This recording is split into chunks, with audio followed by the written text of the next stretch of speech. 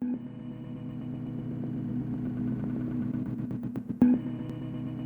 name is Neil Browning. I'm the head of sales here in Saxo Bank, Switzerland.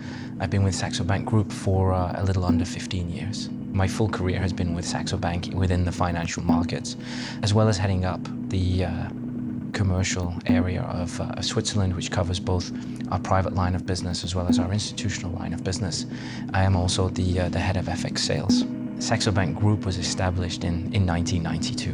One may say that we were FinTech before FinTech was established.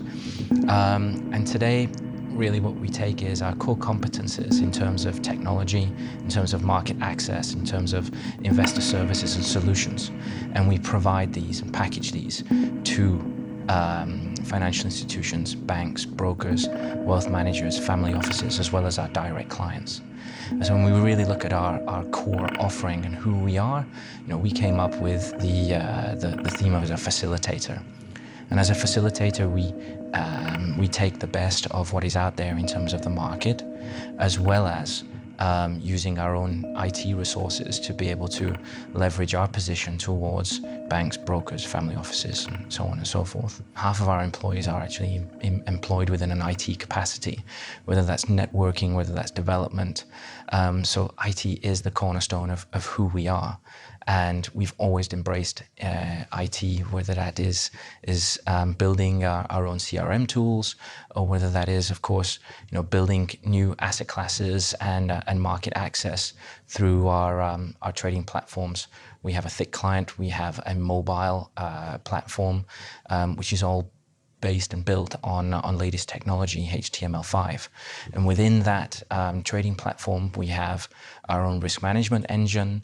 We have the market access across all asset classes in the capital markets, whether that's foreign exchange spot, options, forwards, ETFs, and I would also say that we've also looked at the wealth management environment and have also recently launched our own Saxo Select program, which really empowers clients who are looking to take a strategy, whether that be an ETF strategy that we have just launched together with BlackRock, or whether it is a Saxo Bank client who we've seen a very good and strong performance in and have promoted him or her to this particular Saxo Select environment. So IT is across all of our value chain, starting with marketing, obviously, right through to the digitalization of our onboarding. In terms of looking at Open Bank, we continue to look into Open API. And what we've done is we've opened up our technology. One can take an off-the-shelf solution where you can trade directly onto our trading platform. But for a bank who already has significant autonomy, perhaps what they're looking to do is take certain parts of our GUI environment, or parts of our risk management, or parts of or be able to access different markets today than what they have been traditionally offering. And all of that is available through Open API. The key benefit really is that we're going to be there on a consultative basis. We're going to give them the full support. And we've built this from scratch. We've had 24 years experience in terms of building this infrastructure ourselves. And really part of our sales process will be to provide them with all the support and guidance that we have, all the mistakes that we've endured over the years, and what really makes our solution just complete for them today. And of course, we're always happy to hear what feedback they have so that we can include any enhancements on our side. Saxo Bank Switzerland is an entity within the Saxo Bank Group who leverages the tools, the services that Saxo Bank Group, headquarters based in Copenhagen, that provides us to be able to facilitate market access, risk management, etc. here in Switzerland.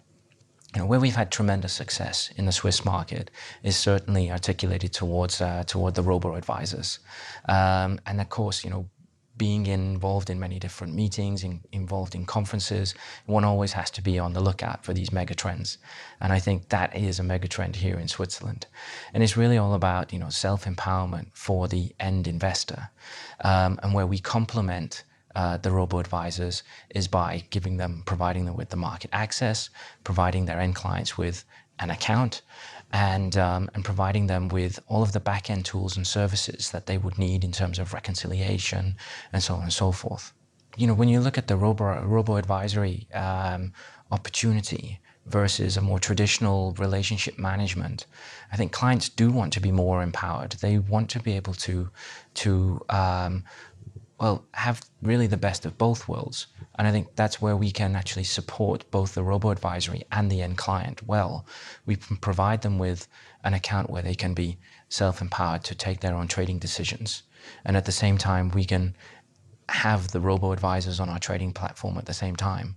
And I think where Saxo Bank is able to then really complement those two worlds is to bring those clients and promote the robo-advisors through marketing and through events.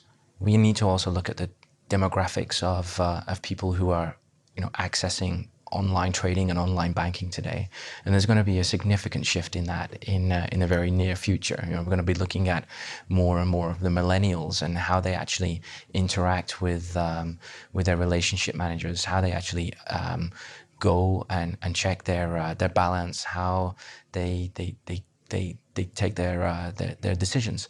We took our robo-advisory client to Singapore to participate in our second year of the launch of Saxo Markets.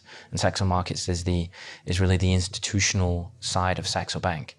And having him present and present his solution, his themes, and really not only discussing and presenting who they are and their performance and their track record, but also tapping into the themes of the demographics of the investors, looking at the millennials, really did start a discussion within the group to understand how the robo-advisor market is just going to keep on growing. And I think Saxo Bank is all ready to take more and more robo-advisors on, especially if they're performing well. But it really just moves into the future of access to trading and the access to advisory services. I think the robo-advisors, in the cases that we've had, I think they've actually come to us. They've come to us because they see us as being a leader in this market, in the Swiss market, in terms of market access. I think that they also saw the opportunity of being able to tap into our IT infrastructure. They had a vision. They know that we're very much an IT-driven organization. And so it was a very complementary discussion in how we can provide them with that market access. We can provide their clients with a solid account and infrastructure. We have the risk management. All clients can see their mark-to-market exposure. It's all very transparent. It's secure. And obviously on the IT deliverables, together with them, we have started that digitalization of an onboarding process to ensure that we really do have a solid, true client experience, from execution of the client's positions onto his account. The client gets to see that mark to market. But even before that opening up an account at Saxo Bank is not something that is painful. It's a very seamless process. And I think together with them, they helped us really improve on all what was already a very scalable and solid infrastructure. The way in which we have really embraced the relationship with the robo-advisors is, of course, they need to concentrate on their performance. They need to concentrate on alpha. And what they're really looking at us to do is to offer that secure environment in terms of digital onboarding, the whole account infrastructure, the regulatory environment. So it's not really a competition between fin and tech. It's more about how we can actually bring fin and tech together. It's really all about collaborating within the fintech environment. When we're speaking to one of the big private banks, whether it's here in Zurich or in Geneva for that matter, and we talk about really bringing in our services and our technology, there is always somebody at that table who's scratching their head and wondering, well, what's that going to mean for me and my job?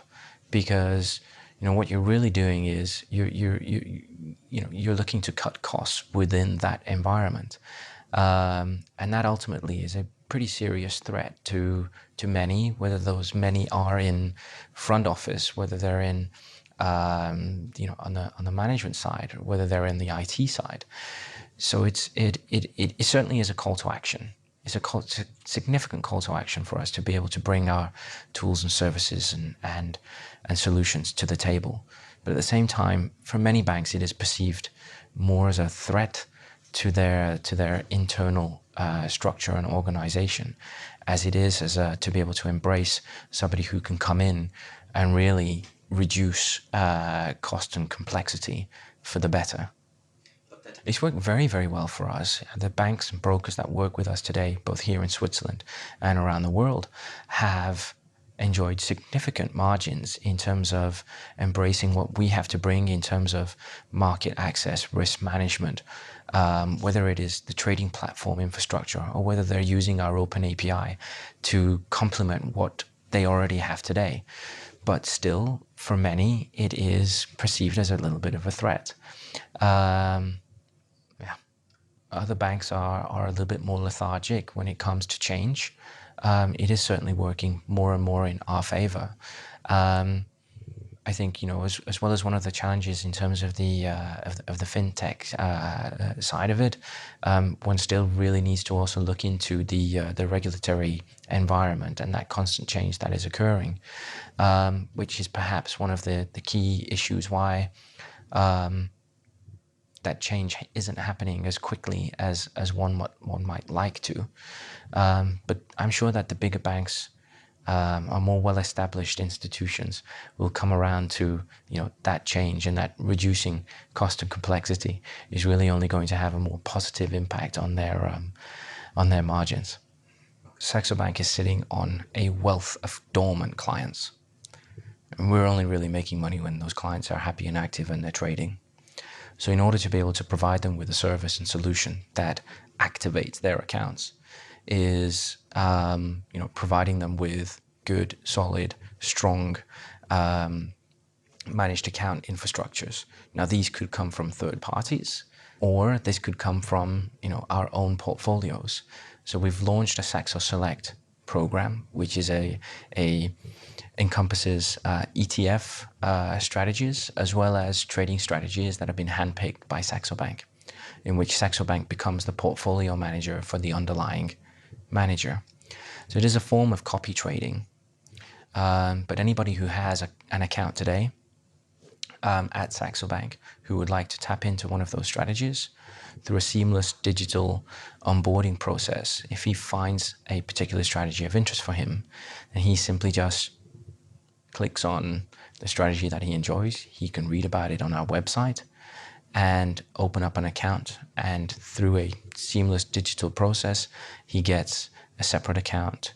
He can allocate funds to follow that strategy, and he can subscribe to additional strategies. He can decide whether he wants to invest more. What we have looked at is obviously the cost of execution, the client journey in terms of him being self-empowered about making his own investment decisions. So we provide him with an overview of the strategy on our website. He can, if he wants to, speak to a sales advisor, but ultimately we're empowering the client to be able to take that journey himself and take those investment decisions on his own. As opposed to the more traditional environment of speaking with your relationship management, where margins are very, very high and costs of execution are also very, very high. We are really disrupting the more traditional private banking